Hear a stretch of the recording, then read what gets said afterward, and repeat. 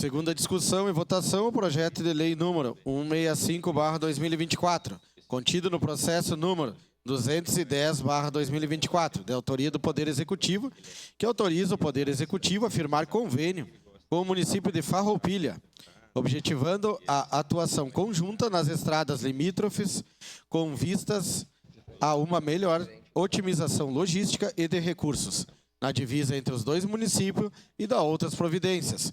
Contém uma mensagem retificativa MR 1/2024. Relatora vereadora Tatiane Frisso, com a palavra a relatora.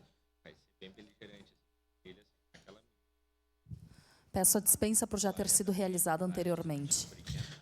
Dispensa concedida. Obrigado. Em discussão.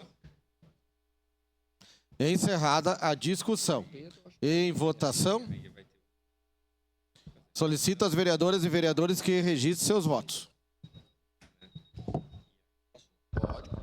Voto sim, senhor presidente. Vereador Scalco vota sim.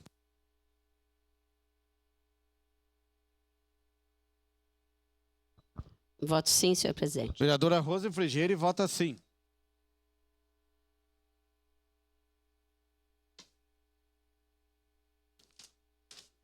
Tá aqui. Usa.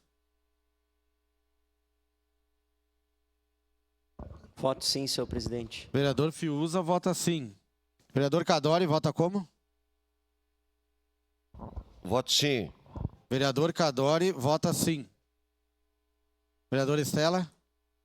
Eu voto sim, senhor presidente. Vereadora Estela Balardim vota sim.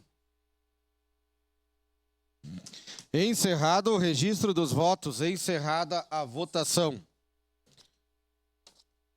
O projeto de lei número 165/2024, com mensagem retificativa MR 1/2024, foi aprovado por unanimidade das vereadoras e vereadores, com ausência do vereador Bortola, vereador Clóvis Xuxa, vereadora Gladys Frisso e vereador Velocino Ex. Em representação, vereadora Marisol Santos, vereador Lucas Carenhato e vereador Sandro Fantinel. Em segunda discussão,